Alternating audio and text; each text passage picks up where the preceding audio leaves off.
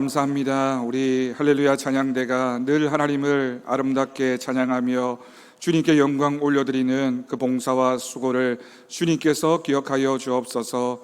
섬기며 사역하고 있는 모든 우리 대원들에게 하나님의 은혜가 있기를 원합니다. 주님께서 그 기도하는 기도의 제목마다 응답하여 주옵시고, 그들의 섬김과 찬양을 통하여 우리 교회 예배가 또한 분위기가 주님의 은혜를 누릴 수 있도록 함께하여 주옵소서. 더욱더 아름다운 마음과 심령과 찬양으로 주님 앞에 나아가기를 간절히 원하옵고 우리 주 예수님의 이름으로 기도드립니다. 아멘. 할렐루야. 오늘 이 찬양 예배를 통해서도 하나님의 말씀의 은혜가 우리 모두에게 있기를 주님의 이름으로 축복합니다. 우리가 출애굽기를 이제 계속해서 공부해 나갈 텐데요. 여러분들 들어오시면서 다 용지 하나씩 받으셨죠? 필요하신 대로, 보기 어려우신 분들은 안 보셔도 됩니다. 필요하신 대로 보시면서 필기도 하시고, 또 기록도, 필기나 기록이랑 같은 말이네요. 필기도 하시면서 말씀을 배워간다고 생각하시면서 참여하시면 되겠습니다. 여러분, 우리가 덥다 하면 더 더워질까요? 시원해질까요? 똑같습니다. 우리가 덥다 말하나 안 말하나 온도가 1도라도 달라지지 않습니다. 그런데 왠지 기분에 덥다 하면 점점 더 더워지는 것 같아요.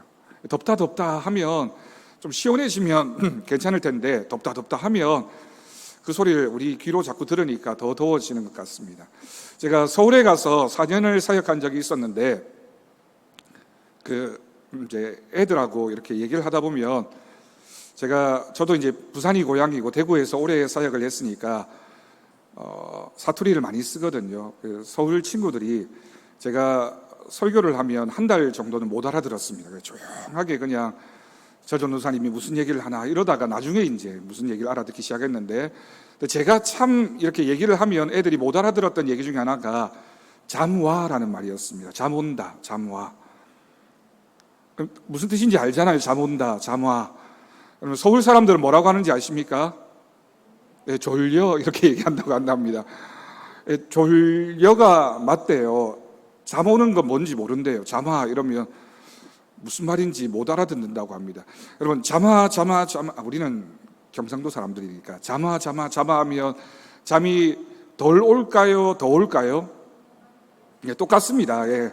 뭐 말한다고 해서 잠이 깨고 덜 오고 그런 건 아니지만, 근데 그 얘기를 우리가 자꾸 들으면 잠이 오는구나 어떤 분들은 졸리는구나 하다가 잠에 빠져들게 되죠. 정신 바짝 차리고 하나님 말씀 듣는 시간이니까 집중해서 듣다가 혹시라도 잠이 오면 남 모르게 살짝 주무시면 됩니다. 저는 보면 알지만 아는 체 안 할 테니까 잠이 정 오시는 분들은 살짝 이렇게 주무시면 되겠습니다. 우리 출애굽기 1장 말씀을 읽었고요. 여러분들 나눠드린 교재를 보면 1번이 전체 읽기라고 되어져 있습니다. 그러면서 질문이 하나 있네요. 첫 번째, 야곱의 후손들이 이집트는 성경에 애굽이라고 되어져 있습니다. 애굽과 이집트는 같은 뜻이죠. 이집트에서 지내고 있는 형편을 찾아보면서 이야기를 나누어 봅시다. 이들이 이곳에 와서 몇 년의 세월을 보내고 있습니까? 몇 년 있었을까요?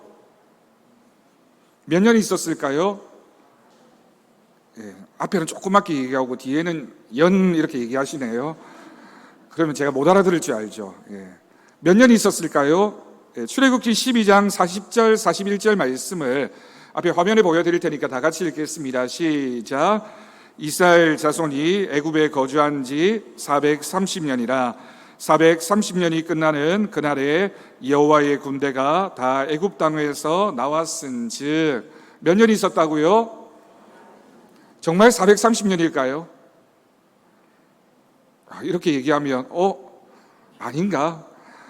그럼 성경에 출애굽기 12장에 430년이라고 되어져 있는데 왜 또 아닌가? 이렇게 기도 되게 얇으시네요. 한 군데 더 말씀 읽겠습니다. 창세기 15장 13절 말씀입니다. 앞에 화면에 나올 겁니다. 다 같이 읽겠습니다. 여호와께서 아브라함에게 이르시되 너는 반드시 알라. 내 자손이 이방에서 객이 되어 그들을 섬기겠고 그들은 400년 동안 내 자손을 괴롭히리니. 아멘. 몇 년이라고요? 이제 문제가 생겼습니다. 한 성경에서는 430년, 한 성경에서는 400년. 어느 게 맞을까요? 430년. 400년. 안 드시네요. 그럼 창세기 15장 말씀은 틀린 말씀입니까? 이 말씀은 우리 화이트로 칠할까요? 성경 펼쳐가지고 이 말씀은 틀린 말씀이야 하고 딱 이렇게 지우면 될까요? 이건 이제 설명을 하려면 좀 길긴 한데 간단하게 설명하면 그렇습니다. 창세기 15장을 보면 400년 동안 이스라엘 백성들이 괴롭힘을 당했다. 그러니까 고난을 당하고 어려움을 당한 지 400년이 되었다라고 기록하고 있고요. 출애굽기를 보면 애굽에 들어가서 산 지가 430년입니다. 그러니까 이게 이제 앞에 기간, 뒤에 기간을 더하느냐, 뭐 이렇게 빼느냐에 따라서 430년을 기준 삼을 수도 있고 400년을 삼을 수도 있지만 이제 둘 다 사실은 틀린 말이 아니라 한 400년, 430년 정도 된다라고 보시면 됩니다. 이렇게 말씀드리면 목사님 하나를 정해 주셔야지 이렇게 얘기하시는 분들은 저한테 이번 주 중에 한번 찾아오시면 제가 상세하게 왜 430년이 되고 왜 400년이 되는지를 설명을 드리도록 하겠습니다. 오늘 이야기의 핵심은 그 기간이 중요한 게 아니라 여러분 400년이 되었든 430년이 되었든 이 기간은 굉장히 긴 기간입니다. 사람이 아무리 오래 살아도 100년, 120년, 130년 살 수 있을까요? 400년, 430년, 400년이라고 하는 시간은 너무나도 긴 시간이었습니다. 그러면 이 시간들은 어떤 의미가 있을까요? 너무 시간이 길었다. 아주 오랜 시간이었다. 이스라엘 백성들이 처음 애굽 땅에 들어갈 때에는 금방 나올 거야 라고 하는 생각을 가지고 들어갔는지 몰라도 그 기간이 너무너무 길어졌습니다. 정말 롱롱 오고입니다. 너무너무 길어져서 후대 사람들은 출애굽할 당시에 이스라엘 백성들은 도대체 그게 언제냐, 우리가 언제 가나안에서 살았지? 오래전에 할아버지의 할아버지의 할아버지의 할아버지의 할아버지의 할아버지의 이렇게 얘기하며 정말 긴 기간 동안, 오랜 기간 동안 이스라엘 백성들이 애굽 땅에서 살았다라고 하는 겁니다. 여러분, 시간이 길다라고 하는 건 어떤 의미가 있을까요? 처음에는 낯설고 이상했지만 이제는 400년 정도 지나면 어떻게 될까요? 이게 당연한 것이 됩니다. 일상이 됩니다. 우리가 마스크 쓴 지 이제 2년 4개월 정도 됐는데 처음에는 마스크 쓰는 게 정말 이상했는데 요즘에 어디 나갈 때 마스크 안 쓰고 나가는 걸 알고 나면 깜짝 놀라가지고 마스크 이렇게 찾지 않나요? 여러분, 2년 4개월만 지나도 안 쓴 게 좀 이상할 정도로 젖어들게 됩니다. 인간이라는 게 처음에는 이상해도 조금만 시간이 지나면 그게 일상이 되고 거기에 적응을 해서 살아가게 됩니다. 근데 몇 년이었다고요? 400년. 400년이라는 시간 동안 이스라엘 백성들이 애굽에서 살게 되니까 이스라엘 사람들이 어떤 사람이 되었을까요? 애굽 사람이 된 겁니다. 400년이면 아무리 심지가 굳고 아무리 고집이 센 사람이라 하더라도 이스라엘 사람이 애굽 사람이 될 수밖에 없는 그런 시간입니다. 또 이 시간은 어떤 의미가 있냐면 포기할 수밖에 없는 시간이다라고 하는 의미가 있습니다. 여러분, 예전에, 요즘은 어떤지 모르겠습니다. 제가 예전에 제 친구들 얘기를 들어보면 남자친구가 군대에 가면 예전에 제가 군대는 2년 4개월 뭐 이렇게 갔거든요.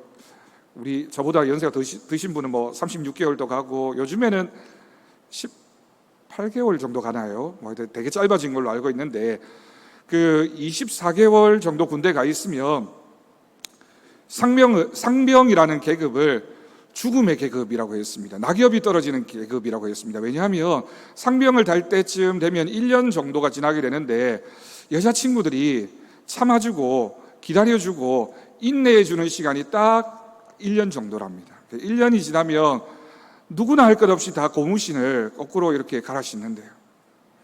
그래서 상병 휴가 나오면 돌아올 땐 자대에 복귀할 때는 다 울면서 내 여자친구를 믿었는데 그렇지 않을 줄 알았는데 다 헤어져가지고 다 애들 말로는 차여가지고 이제 복귀를 하니 얼마나 슬프고 마음이 무겁겠습니까? 우리 여성들을 비하하는 얘기는 아니고요. 사람이 다 그렇습니다.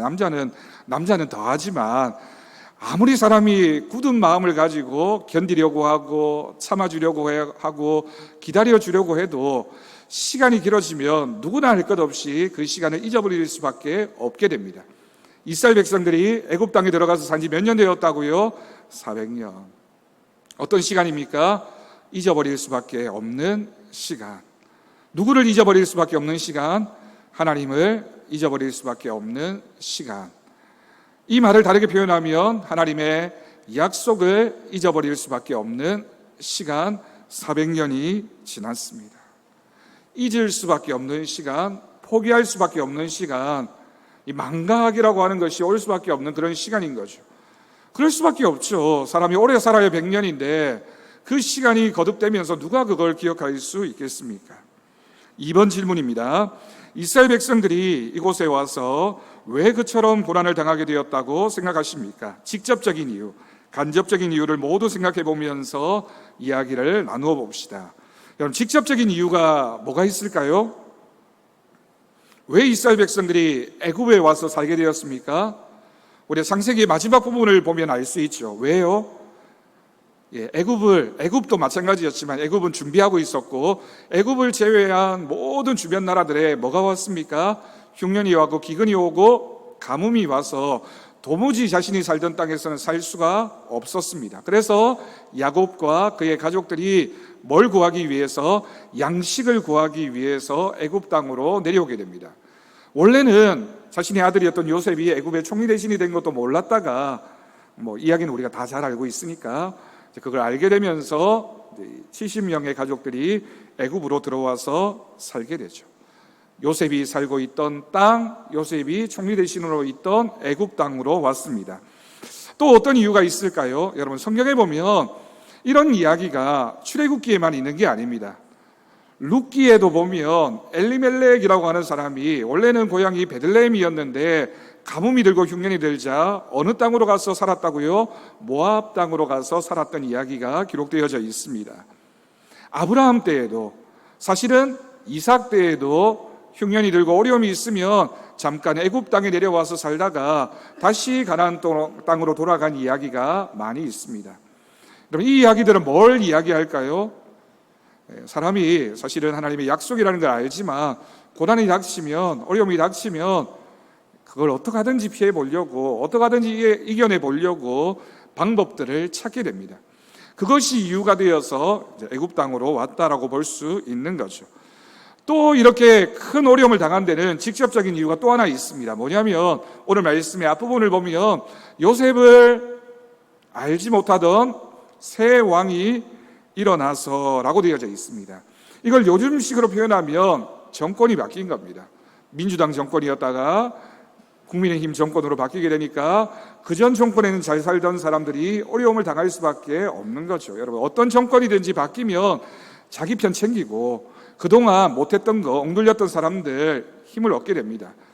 그러니까 애굽이라고 하는 나라도 왕조가 여러 번 바뀌었습니다. 바뀌면서 원래는 요셉을 선대하고 요셉의 가족들을 잘 대해주었던 왕에서 왕조가 바뀌어서 다른 왕조가 세워지고 나니까 요셉과 바로 사이에 맺었던 약속이 다 무효가 된 거죠.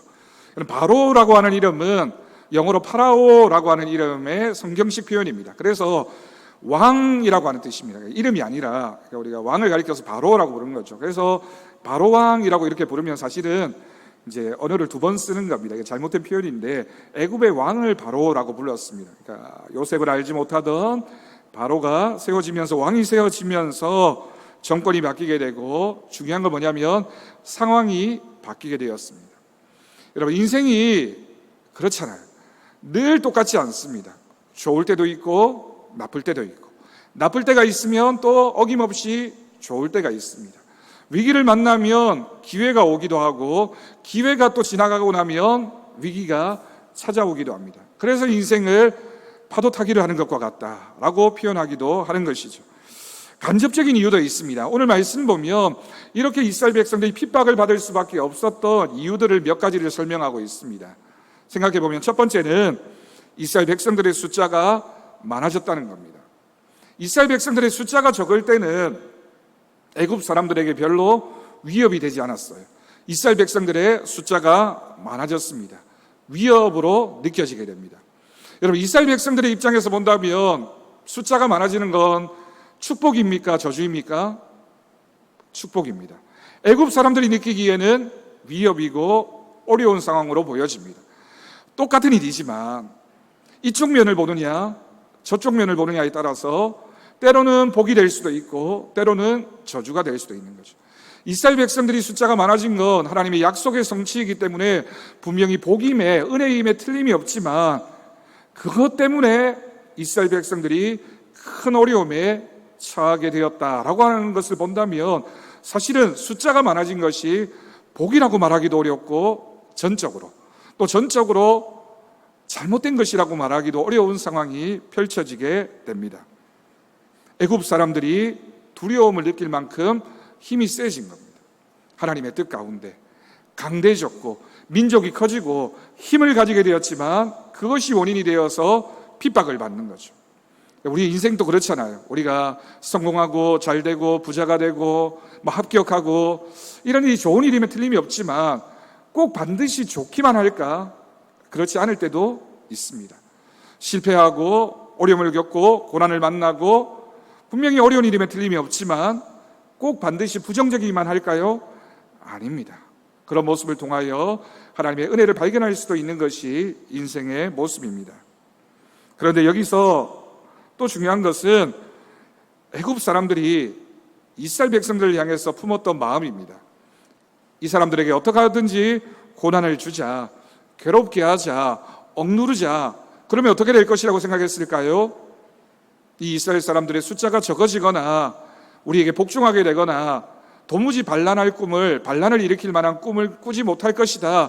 우리가 억누르면 이 사람들이 가만히 있을 것이다 라고 생각을 해서 무지막지한 힘으로 억눌렀습니다. 여러분, 우리가 이 이야기를 알고 있는데요, 억눌리니까 이스라엘 백성들이 했던 일이 있습니다. 뭘 했습니까?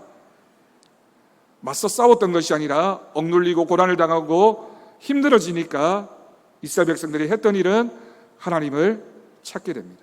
하나님을 기억하고 하나님을 찾게 된 거죠. 이게 참 반전의 드라마.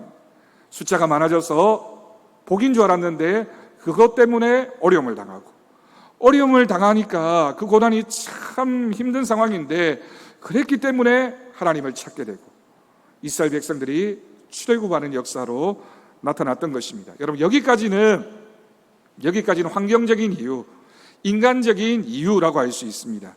하나님의 이유가 있습니다. 여러분, 믿는 사람에게는 하나님의 이유가 더 중요하죠.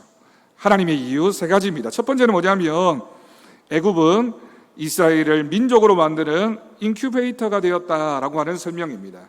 400년이라는 시간이 지나면서 이스라엘 백성들이 처음 가나안 땅에서 애굽으로 들어갈 때 숫자가 몇 명이었다고요? 70명이었습니다. 400년이 지나고 이스라엘 백성들이 가나안 땅을 향해서 애굽 땅을 탈출할 때는 몇 명이 되었다고요? 남자 장정만 60만 명. 요즘식으로 인구를 계산하면 아마 한 200만 명, 대구시 인구만큼 되었을 것이다 라고 생각합니다.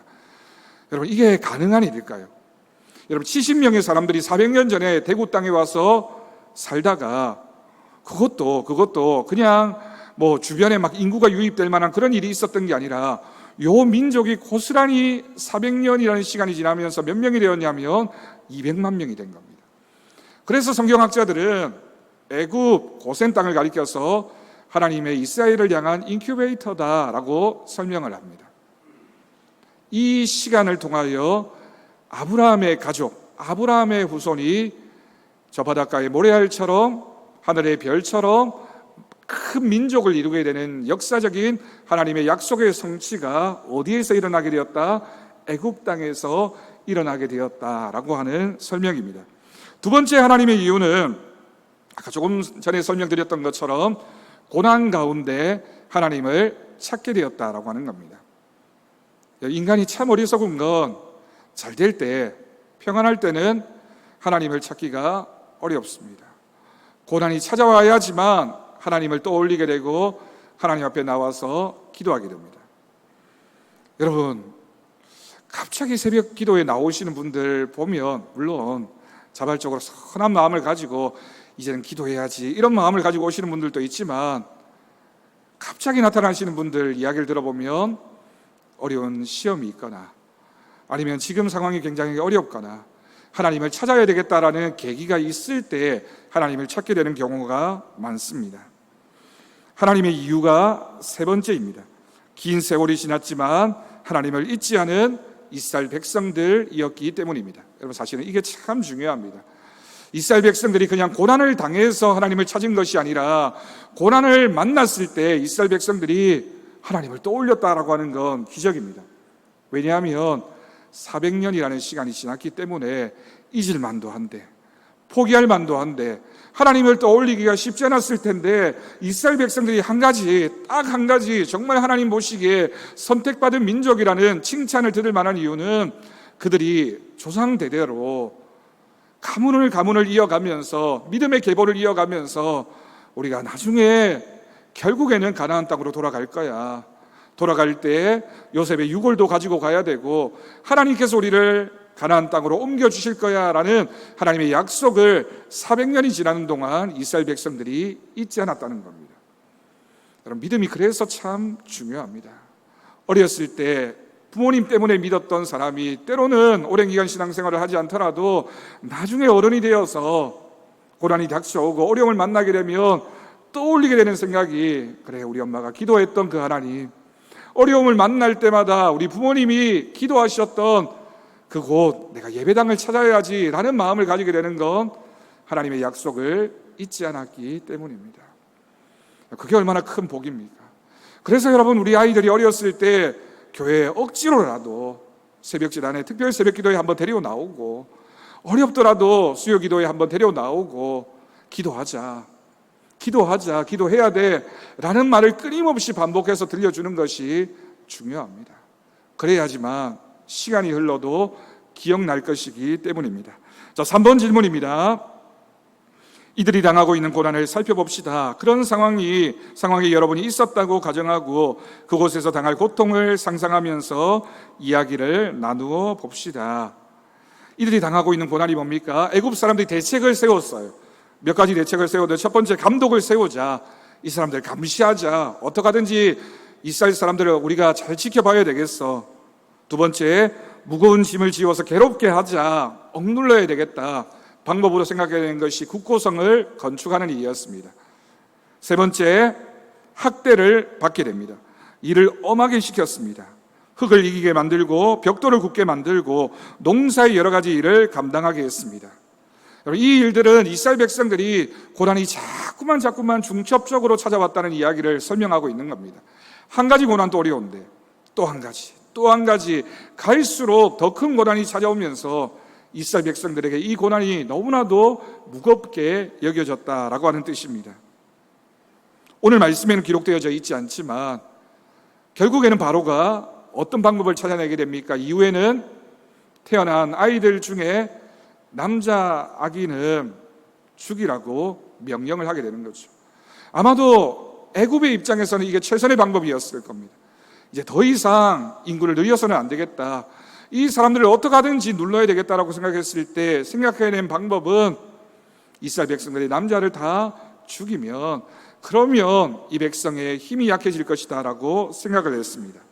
4번 질문입니다. 산파들에게 내린 바로의 명령은 어떤 것이었습니까? 이야기를 나누어 봅시다. 여러분, 첫 번째 단계가 있었고 두 번째 단계가 있었네요. 첫 번째 단계는 뭐였습니까? 남자 아기들을 죽여라. 자녀가 태어났는데 남자아이라는 이유로 그 자녀를 죽일 부모가 몇이나 될까요? 물론 요즘 뉴스에 보면 하도 세상이 험해서 정말 저 사람이 부모인가 라고 생각할 만한 그런 이제 사람들도 있지만, 그런 아주 극단적인 경우를 제외하고는 아마도 그렇게 쉽지 않았을 겁니다. 내 아이인데, 내 아들인데 내가 어떻게 죽일 수 있을까? 그래서 바로가 두 번째 방법을 생각해내죠. 두 번째 방법이 뭡니까? 산파를 시켜서 감시하게 만들고, 두 번째가 나일강에 던지게 합니다. 여러분, 나일강은 애굽 사람들에게 원래 생명의 강입니다. 농사를 짓게 만들고 풍요롭게 만들고 먹을 물을 제공하는 나일강이었는데 이 강이 결국에는 죽음의 강으로 변하게 되는 거죠. 나중에 일어날 10가지 재앙 중에 하나가 나일강이 핏물이 되어지는 거죠. 여기에 이미 암시되어져 있다고 볼 수 있습니다. 자, 두 번째 사건으로 겪어내기입니다. 제가 읽겠습니다. 계속적인 억압이나 심리적인 압박을 받아본 적이 있습니까? 그때 심정은 어떠했으며 혹 그런 것들이 지금도 당신에게 상처로 남아있지는 않습니까? 그런 경험들이 있으면 나누어 봅시다. 그런 경험들이 있죠. 우리가 실패하는 건 항상 우리의 마음에 상처를 남기게 됩니다. 그걸 심리학에서는 트라우마라고 합니다. 우리가 어려움을 겪는 거, 큰 공포의 상황을 겪게 되면 사람의 마음에는 그 흔적이 남아 있을 수밖에 없습니다. 세 번째로 넘어갑니다. 가슴으로 이해하기. 첫 번째, 이스라엘 백성들이 당하는 고난 속에 숨겨진 하나님의 뜻은 무엇일까요? 하나님의 뜻이 무엇일까요? 이제 때가 되었다라고 하는 겁니다. 하나님의 시간이 찾아왔다. 이제는 하나님께서 이스라엘 백성들을 탈출시킬 시간이 찾아온 겁니다. 다시 이스라엘을 부르시는 하나님, 이스라엘이 고난 속에서 하나님을 생각하게 되었고, 그래서 하나님이 주시는 고난은 항상 유익하다라고 하는 결론을 우리가 가질 수 있습니다. 하나님이 주시는 고난은 어떠하다고요? 우리에게 유익합니다. 하나님이 주시는 고난은 세상에서 애매하게 당하는 고난이 아닙니다. 우리가 잘못해서 일어나는 고난을 말하는 게 아니라 하나님의 계획 가운데 우리에게 주시는 고난은 항상 우리에게 유익하다. 하나님께서 우리를 부르시는 때가 있습니다. 2번 질문입니다. 1장 12절은 그러나 뭐뭐 하면 할수록 뭐뭐도 그만큼이라는 영어의 비교용법을 사용하면서 하나님의 역사의 위대함을 설명하고 있습니다. 12절이 어떤 말씀이냐면 그러나 학대를 받을수록 더욱 번성하여 퍼져나갔다라고 하는 말씀입니다. 애굽 사람들이 이스라엘 백성들을 학대하면 할수록 어떻게 되었다고요? 이스라엘 백성들은 더 큰 힘을 가지게 되는 겁니다. 우리에게 시련과 고난이 찾아오면 찾아올수록 우리의 믿음은 더 커질 수밖에 없습니다. 고난을 이겨내는 것이 우리의 믿음이기 때문입니다. 편하고 아무 일 없는 삶이 행복한 것이 아니라 하나님이 간섭하시는 그 시간이 행복한 시간이다. 꼭 기억하십시오. 아무것도 없는 시간, 평안한 시간이 우리에게 진짜 행복한 시간이 아니라 하나님이 때로는 고난이라는 방법으로 간섭하시는 때가 행복한 시간이다. 세 번째입니다. 이집트에서 박해를 당하고 있는 이스라엘 백성들을 구원할 수 있는 가능한 방법을 이야기해 봅시다. 하나님은 어떤 방법을 사용하려고 하시는가도 이야기해 봅시다. 어떻게 하면 구원할 수 있을까요? 방법이 있을까요? 방법은 없습니다. 정답은 방법은 없습니다. 그런데 어떤 방법이 있다고요? 하나님의 방법이 있습니다. 하나님의 방법이 무엇일까요? 출애굽기를 읽어보면 됩니다. 우리가 계속해서 출애굽기를 읽어나갈 텐데 읽으면서 하나님이 어떤 방법으로 이스라엘 백성들을 구원하셨는지를 우리가 읽어가게 될 겁니다. 4번입니다. 산의 아이를 나일강에 던지는 비극 속에서 하나님은 새로운 역사를 계획하고 계십니다. 고통을 통하여 역사하시는 하나님의 섭리를 생각하면서 여러분의 느낌을 나누어 봅시다. 그런 생각을 해봅니다. 바로왕의 명령을 따를 수밖에 없었던 사람들도 분명히 있었을 겁니다. 왕의 명령이니까. 무자비한 힘으로 억누르는 그런 명령 앞에 따를 수밖에 없었던, 직접 죽이지는 못하더라도 자기의 아이를 나일강에 떠나보내야 했던 부모도 있었을 겁니다. 그 중에 모세의 부모님도 있었습니다. 하는 수 없이. 빼앗긴 사람들도 있었을 겁니다. 자신은 지키려고 했지만 권력에 의해서 자신이 가지고 있던 자녀를 빼앗긴 사람들도 있었을 겁니다. 아니면 이러지도 못하고 저러지도 못하고 걱정과 염려로 가득했던 사람들도 있었습니다. 그림자가 깊고 끝이 없는 고통일 것 같아도 결국에는 하나님이 승리하게 하시는 줄로 믿습니다. 여러분, 하나님이 어떻게 역사하시는지에 대한 이야기가 출애굽기의 핵심입니다. 인간적인 방법으로는 방법이 없고 출구가 없고 문이 없는데 하나님의 방법은 항상 정답이다. 우리가 출애굽기를 계속해서 읽으면서 발견하게 될 줄로 믿습니다. 네 번째, 삶의 옮겨내기 1번. 오늘 공부를 하면서 여러분이 느낀 점은 무엇이며 어떻게 생활에 옮기고 싶습니까? 여러분, 펜을 가지신 분은 간단하게 한번 적어 보셨으면 좋겠습니다. 오늘 말씀을 함께 묵상하면서 제가 발견한 것들 간단하게 한 문장 정도로 한번 적어 보셨으면 좋겠고요. 이번 질문이 참 중요합니다. 기적은 문제로부터 시작한다고 합니다. 여러분이 지금 당면하고 있는 문제가 있으면 하나님께서 기적을 일으킬 수 있는 기회를 막고 있는 것입니다. 문제를 기적으로 바꾸어 가기 위하여 무엇을 해야 한다고 생각하십니까? 이야기를 나누어 봅시다. 그리고 생활에서 실천하도록 합시다. 무엇을 해야 될까요? 이스라엘 백성들이 뭘 했는지를 보면 답이 있습니다. 뭘 해야 될까요? 이스라엘 백성들이 뭘 했습니까? 하나님께 울부짖었습니다. 하나님을 생각하고 하나님을 찾았습니다. 믿음의 사람에게는 이 방법밖에 없다. 하나님을 찾는 것밖에 없다. 하나님을 만나는 것밖에 없다. 라고 하는 것을 우리가 기억하면서 출애굽기의 말씀, 이번 한 주간의 1장을 여러분들이 함께 묵상하면서 1장 가운데 담겨져 있는 하나님의 음성을 우리 모두가 들을 수 있기를 간절히 바랍니다. 우리 찬송가 337장 함께